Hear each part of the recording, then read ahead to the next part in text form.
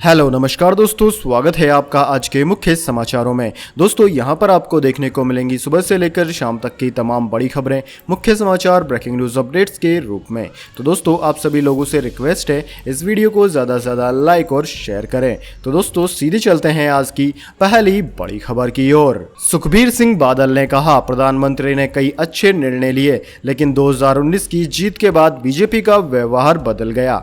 जी हाँ दोस्तों, नए कृषि विधेयकों को लेकर भारतीय जनता पार्टी को अपने पुराने सहयोगियों की आलोचना का भी सामना करना पड़ रहा है। कृषि विधेयक के मसले पर एनडीए से गठबंधन तोड़ने वाले अकाली दल के अध्यक्ष सुखबीर सिंह बादल ने कहा कि प्रधानमंत्री नरेंद्र मोदी ने कई अच्छे निर्णय लिए हैं, लेकिन 2019 की प्रचंड जीत के बाद बीजेपी के व्यवहार में बदलाव आया है। उनका कहना है कि भारत चीन विवाद से लेकर सीएए और कृषि विधेयक जैसे विवादित कानून के मामले में सहयोगियों को भरोसे में नहीं लिया गया। हालांकि उन्होंने इसे बीजेपी का अहंकार बताने से किनारा कर लिया। वहीं दोस्तों अंग्रेजी अखबार द इंडियन एक्सप्रेस को दिए गए इंटरव्यू में सुखबीर सिंह बादल ने चेतावनी दी है कि अगर बीजेपी अपने व्यवहार में बदलाव नहीं करती तो उनका हाल भी कांग्रेस सरीखा हो सकता है। उन्होंने कहा कि देश की सफलता इस बात में है कि विभिन्न इलाकों की विभिन्न आवाजों को सुना जाए। इसके बाद दोस्तों अगली बड़ी खबर, भारतीयों को लगेगा झटका, H1B वीजा नियमों को सख्त करने की तैयारी में है अमेरिकी राष्ट्रपति डोनाल्ड ट्रंप। जी हां दोस्तों, अमेरिकी राष्ट्रपति डोनाल्ड ट्रंप ने अमेरिका आकर नौकरी करने वालों पर सख्ती के लिए वीजा नियमों में बदलाव की तैयारी शुरू कर दी है। दोस्तों मंगलवार को विदेशों से कुशल श्रमिकों को जारी वीजा के प्रोसेस को लिमिट करने की योजना बनाई है। अधिकारियों ने कहा है कि इस योजना को प्राथमिकता देने की वजह है इस महामारी के कारण नौकरियों के हो रहे नुकसान को बताया गया है। दोस्तों आपकी जानकारी के लिए बता दें, राष्ट्रपति डोनाल्ड ट्रंप ने जुलाई में H1B कार्यक्रम को अस्थायी रूप से निलंबित करते हुए वर्ष के अंत तक एक आदेश जारी किया था। दोस्तों क्यूसिन ली और श्रम सचिव के उप सचिव पैट्रिक पिजेला ने कंपनियों की आलोचना करते हुए कहा कि H1B वीजा के माध्यम से कंपनियां सस्ते में लोगों को विदेशों से हायर कर लेती है, जिससे अमेरिका में रहने वालों को नौकरी नहीं मिल पाती है। इसके बाद दोस्तों अगली बड़ी खबर, आयकर विभाग ने जयललिता की सहयोगी शशिकला की 2000 करोड़ रुपए की संपत्ति जब्त की। जी हां दोस्तों, आयकर विभाग ने बुधवार को तमिलनाडु के कोडानाड और सिरुथुवर क्षेत्रों में पूर्व मुख्यमंत्री जयललिता की सहयोगी शशिकला से जुड़ी संपत्ति संलग्न की है। आयकर विभाग ने बताया है कि उसने शशिकला की करीबन 2000 करोड़ रुपए की संपत्ति जब्त कर ली है। आयकर विभाग द्वारा जब्त की गई संपत्तियों का पूरा ब्यौरा फिलहाल नहीं मिल सका है। आयकर विभाग पिछले माह ही शशिकला की करोड़ों की संपत्ति जब्त कर चुका है। इससे पहले खबर आई थी कि आयकर विभाग ने सितंबर में शशिकला की करीब 300 करोड़ रुपए की संपत्ति जब्त की थी। इसके बाद दोस्तों अगली बड़ी खबर, जेल से रिहा हुई रिया चक्रवर्ती। ड्रग्स केस में 30 दिन के बाद जेल से बाहर आई रिया चक्रवर्ती, हाईकोर्ट ने 9 शर्तों के साथ जमानत दी थी। कहा पुलिस स्टेशन में 10 दिन तक रोज हाजिरी देनी होगी। जी हां दोस्तों, ड्रग मामले में गिरफ्तार रिया चक्रवर्ती को बॉम्बे हाईकोर्ट ने बुधवार को जमानत दे दी। इसके बाद रिया शाम करीब 5:30 बजे भाईखला जेल से बाहर आ गई। इससे पहले सेशन कोर्ट ने मंगलवार को रिया की जुडिशियल कस्टडी 14 दिन और यानी कि 20 अक्टूबर तक बढ़ा दी थी। 1 महीने से जेल में बंद रिया ने लोअर कोर्ट से 2 बार अर्जी खारिज होने के बाद हाई कोर्ट में अपील की थी। हाई कोर्ट ने कहा कि रिया ड्रग डीलर्स का हिस्सा नहीं है। उन्होंने अपने या किसी और के फायदे के लिए किसी भी तरह के ड्रग को आगे नहीं बढ़ाया। फिलहाल ऐसा कोई प्रमाण नहीं है। इसके आधार पर यह मान लिया जाए कि जमानत मिलने के बाद वह कोई अपराध नहीं करेगी। हालांकि रिया के भाई शोविक चक्रवर्ती और एक अन्य आरोपी अब्दुल बासित को जमानत नहीं दी गई है। फिलहाल उन्हें जेल में ही रहना होगा। वहीं सैमुअल मिरांडा और दीपेश सावंत को जमानत मिल गई। सुशांत सिंह राजपूत की मौत की जांच के सिलसिले में सामने आए ड्रग कनेक्शन में नारकोटिक्स कंट्रोल ब्यूरो यानी कि एनसीबी ने 8 सितंबर को रिया चक्रवर्ती को गिरफ्तार किया था। दोस्तों रिया को जेल से रिहा होने के बाद 10 दिन तक करीबी पुलिस स्टेशन में हर रोज 11 बजे हाजिरी देनी होगी। 1 लाख रुपए मुचुल्का देना होगा, पासपोर्ट जमा करवाना होगा। कोर्ट की अनुमति के बिना विदेश यात्रा नहीं कर सकेंगी। यदि वे ग्रेटर मुंबई से भी बाहर जाती हैं तो उन्हें जांच अधिकारी को इस बारे में पहले सूचना देनी होगी। इसके अलावा इस केस से जुड़े किसी भी गवाह से मिलने की अनुमति नहीं होगी। अदालत की हर सुनवाई पर रिया को हर हाल में मौजूद रहना होगा। वे किसी भी तरह से जांच प्रक्रिया को प्रभावित करने का प्रयास नहीं करेंगी। इसके बाद दोस्तों अगली बड़ी खबर, नवरात्रि से पहले पटरी पर लौटेगी नई दिल्ली से कटरा जाने वाली वंदे भारत, जल्द चलेंगी 39 नई स्पेशल ट्रेनें। जी हां दोस्तों, इस महामारी के बीच भारतीय रेलवे धीरे धीरे सामान्य दिनों की ओर लौटता जा रहा है। रेलवे एक के बाद एक नई ट्रेनें शुरू कर रहा है। इसी कड़ी में नवरात्रि से पहले वैष्णो देवी जाने वाले लोगों को दिल्ली से कटरा ले जाने वाली वंदे भारत एक्सप्रेस पटरी पर लौटेगी। वहीं रेलवे जल्द ही 39 नई स्पेशल ट्रेनें शुरू करने जा रहा है। इनमें 26 ट्रेनों में स्लीपर कोच के साथ एसी डिब्बे लगे होंगे, जबकि 13 ट्रेनें सिटिंग व्यवस्थाओं वाली होंगी। दोस्तों भारतीय रेलवे के मुताबिक इसमें 15 ट्रेनें साप्ताहिक होंगी, यानी कि सप्ताह में सिर्फ एक दिन ही चलेंगी। इसके बाद दोस्तों अगली बड़ी खबर, आम आदमी पर महंगाई की मार, नवरात्रा में आलू खाना पड़ेगा महंगा, 50 रुपए के पार पहुंचे दाम। जी हां दोस्तों, इस महामारी के बीच आम आदमी की मुश्किलें रोजाना बढ़ती ही जा रही है। बीते कुछ दिनों में आलू के दाम बढ़कर 50 रुपए के पार पहुंच गए हैं। इतना ही नहीं दोस्तों, कारोबारियों का कहना है कि मंडी में 30 रुपए किलो मिलने वाले आलू की कीमत अभी 50 से 55 तक पहुंच गई है। नवरात्रा के कारण दाम में आगे और इजाफा होने की संभावना है। आलू के दाम में बढ़ोतरी की मुख्य वजह है आवक में कमी है। आलू के साथ साथ प्याज भी महंगी हुई है। प्याज की कीमत इस समय खुदरा में 60 रुपए किलो है, वहीं थोक में इसकी कीमत 20 से 25 रुपए है। साथ ही टमाटर की बात की जाए तो टमाटर की कीमत में नरमी देखने को मिली है। 80 रुपए तक मिलने वाला टमाटर इस वक्त 40 से 50 रुपए प्रति किलो के हिसाब से मिल रहा है। इसके बाद दोस्तों अगली बड़ी खबर, जीन एडिटिंग टूल के बारे में बताने वाली 2 महिला वैज्ञानिकों को मिला केमिस्ट्री का नोबेल प्राइज। जी हाँ दोस्तों, नोबेल पुरस्कार इस समय पूरी दुनिया में चर्चा का विषय बने हुए हैं। दोस्तों इसी कड़ी में रसायन के लिए भी इस साल के पुरस्कार विजेताओं का ऐलान हो गया। 2012 में एमानुएल शार्पेंटियर और जेनिफर ए डुडना ने CRISPR Cas9 DNA snipping tool की खोज की थी। उन्हें इस साल के नोबेल पुरस्कार के लिए चुना गया है। दोस्तों एमानुएल फ्रांस के हैं और जेनिफर का ताल्लुक अमेरिका से है। नोबेल कमेटी मानती है कि इससे मानवता का बहुत भला हुआ है। इनकी मदद से जीवों के DNA को रिसर्चर अति सूक्ष्मता के साथ बदल सकते हैं। इस नई तकनीक के कारण कैंसर के इलाज में मदद मिली है और आनुवंशिक रोगों का इलाज संभव हो सका है। इसके बाद दोस्तों अगली बड़ी खबर, दुनिया के विकसित देशों में चीन के प्रति नकारात्मक विचारों में हुई है बढ़ोतरी, रिपोर्ट में हुआ खुलासा।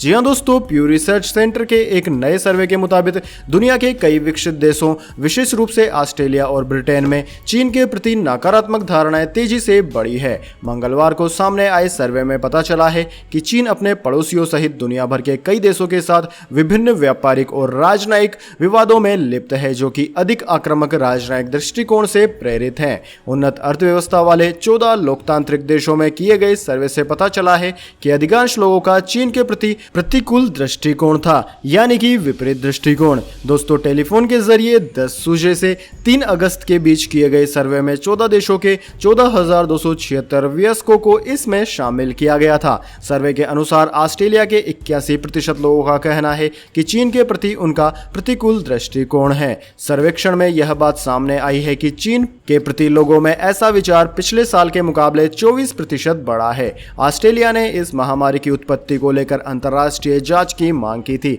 जिसके बाद दोनों देशों के बीच तनाव बढ़ गया था और चीन ने ऑस्ट्रेलिया से बीफ का आयात बंद कर दिया था। इसके अलावा चीन ने ऑस्ट्रेलिया से आयातित जो पर भारी शुल्क लगा दिया और ऑस्ट्रेलियाई शराब के आयात में एंटी डंपिंग जांच शुरू कर दी। इसके बाद दोस्तों अब जान लेते हैं पूरी दुनिया और भारत में इस महामारी की क्या है स्थिति। तो सबसे पहले बात कर लेते हैं भारत की। तो दोस्तों भारत में इस वक्त तक इस महामारी के मामले लगभग 68 लाख हो गए हैं। वहीं दोस्तों इस महामारी से मरने वालों की संख्या 1 लाख को पार कर गई है। दोस्तों भारत पूरी दुनिया में कुल संक्रमितों के मामले में दूसरे नंबर पर है। भारत में कुल एक्टिव केस 9,08,000 से ज्यादा हैं। भारत में सबसे ज्यादा प्रभावित राज्य महाराष्ट्र है, जहां पर 14 लाख से कहीं ज्यादा संक्रमित है। उसके बाद में आंध्र प्रदेश, कर्नाटक, तमिलनाडु, उत्तर प्रदेश, दिल्ली, वेस्ट बंगाल, केरला, ओडिशा, तेलंगाना, बिहार, असम, राजस्थान, गुजरात आदि राज्यों का नाम आता है। दोस्तों इन तमाम राज्यों में 1 लाख से कहीं ज्यादा संक्रमित हैं।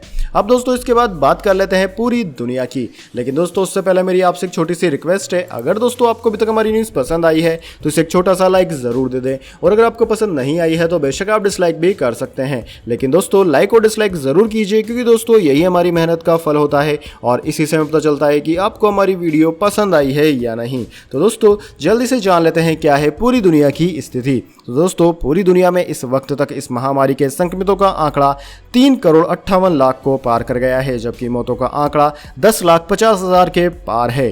पूरी दुनिया में सबसे ज़्यादा प्रभावित देश अमेरिका है, जहां पर 75 लाख से ज़्यादा संक्रमित हैं, जबकि दूसरा नंबर भारत का है और तीसरा नंबर ब्राज़ील का है। इसके बाद में दोस्तों Russia, Colombia, Peru, Spain, Argentina, Mexico, France, United Kingdom, Iran, Chile आदि देशों का नाम आता है। इसके बाद दोस्तों अगली बड़ी खबर, SBI खाता धारकों के लिए अच्छी खबर, आपका डेबिट कार्ड बन गया है ज्यादा दमदार। जी हाँ दोस्तों, अगर आप देश के सबसे बड़े बैंक यानी कि भारतीय स्टेट बैंक SBI के खाता धारक है तो एक और आपके लिए अच्छी खबर है। इस त्योहारी मौसम में आपको अपनी खरीदारी के लिए बैंक बैलेंस देखने की जरूरत नहीं है।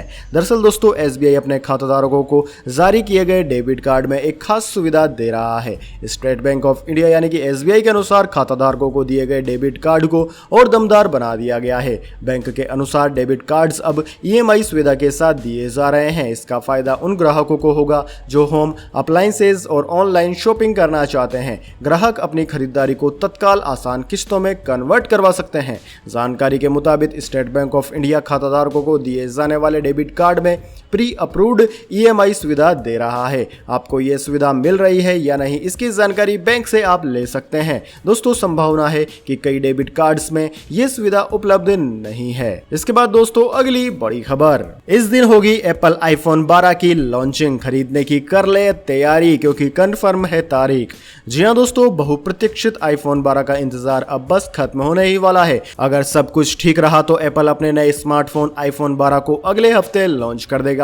दोस्तों iPhone 12 की लॉन्च डेट कंफर्म हो चुकी है। कंपनी ने लॉन्चिंग के लिए इनविटेशन भेजना शुरू कर दिया है। प्राप्त जानकारी के मुताबिक अगले हफ्ते इस नए फोन को लॉन्च किया जा सकता है। एप्पल ने अपने स्पेशल इवेंट की तारीख का ऐलान कर दिया है। मीडिया इनविटेशंस भेजे जा रहे हैं और 13 अक्टूबर को कंपनी का स्पेशल इवेंट आयोजित किया जाएगा। एप्पल का इवेंट 13 अक्टूबर की सुबह 10 बजे भारतीय समय अनुसार रात को 10:30 बजे होगा। यह इवेंट यूनाइटेड स्टेट्स के कैलिफोर्निया के क्यूपरटियो स्थित एप्पल के कॉर्पोरेट हेडक्वार्टर एप्पल पार्क में होगा। एप्पल के लाइव इवेंट को कंपनी की वेबसाइट और सोशल मीडिया प्लेटफॉर्म्स पर देखा जा सकेगा। इसके बाद दोस्तों अगली बड़ी खबर, इमरान खान को रास नहीं आया नवाज का बयान, पाकिस्तान ऑक्यूपाइड कश्मीर यानी कि POK के PM पर केस दर्ज। जी हां दोस्तों, पाकिस्तान सरकार ने POK के कठपुतली PM फारूक हैदर खान के खिलाफ देश के खिलाफ साजिश रचने के आरोप में मामला दर्ज किया है। सरकार का कहना है कि PMLN की पार्टी से जुड़े फारूक हैदर खान ने लंदन में निर्वासित जीवन बिता रहे नवाज शरीफ के भाषण को सुनकर देश के खिलाफ षड्यंत्र रचा है। जानकारी के मुताबिक सोमवार को लाहौर के शाहदरा पुलिस स्टेशन में PMLN सुप्रीमो नवाज शरीफ, फारूक हैदर खान और पार्टी के अन्य नेताओं के खिलाफ पाकिस्तान और सेना के खिलाफ साजिश करने का मामला दर्ज किया गया। इस केस में पाकिस्तान के खिलाफ युद्ध छेड़ने की आपराधिक साजिश, पाकिस्तान के निर्माण की निंदा, अपनी संप्रभुता के उन्मूलन की वकालत, विभिन्न समूहों के बीच दुश्मनी को बढ़ावा देने के आरोप लगाए गए हैं। मीडिया रिपोर्ट्स के मुताबिक FIR में कहा गया है कि लंदन में चिकित्सा उपचार का लाभ उठाने के बजाय नवाज शरीफ भड़काऊ भाषण देकर देश और उसके संस्थानों को बदनाम करने की सुनियोजित साजिश कर रहे हैं। इसके बाद दोस्तों अगली बड़ी खबर, मौसम समाचार, जानिए अगले 24 घंटे और पिछले 24 घंटे के मौसम समाचार। दोस्तों बात की जाए पिछले 24 घंटों की तो दोस्तों बीते 24 घंटों के दौरान असम, मेघालय, झारखंड, गंगीय पश्चिम बंगाल, छत्तीसगढ़, पूर्वी मध्य प्रदेश, तेलंगाना और उत्तरी तटीय आंध्र प्रदेश में कई जगहों पर मध्यम से भारी बारिश दर्ज की गई है। साथ ही दोस्तों तमिलनाडु, केरल, तटीय कर्नाटक, आंध्र प्रदेश के शेष भागों, पूर्वोत्तर राज्यों के बाकी हिस्सों व अंडमान निकोबार द्वीप समूह में कुछ स्थानों पर हल्की से मध्यम बारिश देखने को मिली है। वहीं दोस्तों बात की जाए आगामी 24 घंटे की, तो दोस्तों आगामी 24 घंटे के दौरान भी कई जगहों पर बारिश की संभावना है। दोस्तों उत्तरी अंडमान सागर पर जल्द ही एक नया मौसमी सिस्टम विकसित हो सकता है। 9 अक्टूबर के आसपास इसके निम्न दबाव में और 11-12 अक्टूबर तक डिप्रेशन में बनने की संभावना है। विपरीत चक्रवाती हवाओं का क्षेत्र राजस्थान पर फिलहाल बना हुआ है। बात की जाए आगामी 24 घंटे की दोस्तों, इस दौरान असम, मेघालय, गंगीय पश्चिम बंगाल, तटीय आंध्र प्रदेश और तेलंगाना में हल्की से मध्यम बारिश, कई जगहों पर भारी बारिश भी हो सकती है। इसके अलावा दोस्तों दिल्ली समेत उत्तर भारत के सभी इलाकों में मौसम साफ और शुष्क ही बना रहेगा। इसके बाद दोस्तों अगली बड़ी खबर, गोल्ड प्राइस टुडे, सोने की कीमतों में आई भारी गिरावट, हुआ 694 रुपए तक सस्ता। जी हां दोस्तों, सोने की कीमतों में बड़ी गिरावट आई है। अमेरिकी डॉलर के मुकाबले भारतीय रुपए में आई मजबूती के चलते बुधवार को घरेलू बाजार में सोने की कीमतें गिर गई है। दोस्तों दिल्ली सराफा बाजार में 10 ग्राम सोना 694 रुपए सस्ता हो गया। वहीं 1 किलोग्राम चांदी के दाम 126 रुपए बढ़ गए हैं। एक्सपर्ट्स का कहना है कि अंतर्राष्ट्रीय स्तर पर सोने की कीमतों में भारी दबाव है। इस लिहाज से आने वाले दिनों में 10 ग्राम सोने के दाम गिरकर 50,000 रुपए के नीचे आ सकते हैं। वहीं दोस्तों दूसरी ओर चांदी की बात की जाए तो चांदी के दाम गोल्ड के उलट बढ़ रहे हैं। चांदी में 126 रुपए की बढ़त हुई है। इसके साथ ही चांदी अब 63,427 रुपए प्रति किलोग्राम पर पहुंच गई है। इसके बाद दोस्तों अगली बड़ी खबर, नए कृषि कानून का दिखने लगा है असर, दूसरे राज्यों से धान की खरीद पर हरियाणा में बड़ा फैसला। जी हां दोस्तों, नया कृषि कानून लागू होने के बाद किसानों को कहीं भी अपनी उपज बेचने की आजादी मिल गई है। न चाहते हुए भी इस मजबूरी में हरियाणा सरकार ने अपने राज्य से बाहर के किसानों का भी धान खरीदने की अनुमति दे दी है। यानी कि दोस्तों यहाँ की मंडियों में अब यूपी, राजस्थान, दिल्ली के किसान भी अपनी फसल सरकारी रेट पर बेच सकते हैं। इसके लिए मेरी फसल मेरा ब्यौरा पोर्टल पर रजिस्ट्रेशन खोल दिया गया है। इसी पोर्टल पर रजिस्ट्रेशन करने के बाद ही हरियाणा के किसान भी अपनी फसल बेच पाते हैं। दोस्तों पिछले दिनों यूपी के कुछ किसानों को हरियाणा की करनाल मंडी में जाने से रोक दिया गया था, जिसके बाद विपक्ष ने इसे मुद्दा बनाना शुरू कर दिया था कि जब मोदी जी ने किसानों को आजादी दे दी तो मनोहर लाल जी उस आजादी को छीन क्यों रहे हैं। समझा जाता है कि फजीहत से बचने के लिए हरियाणा सरकार ने यह फैसला लिया है। इसके बाद दोस्तों अगली बड़ी खबर, आईपीएल 2020 केकेआर को लगा बड़ा झटका, पूरे आईपीएल सीजन से बाहर हुआ यह सुपरस्टार खिलाड़ी।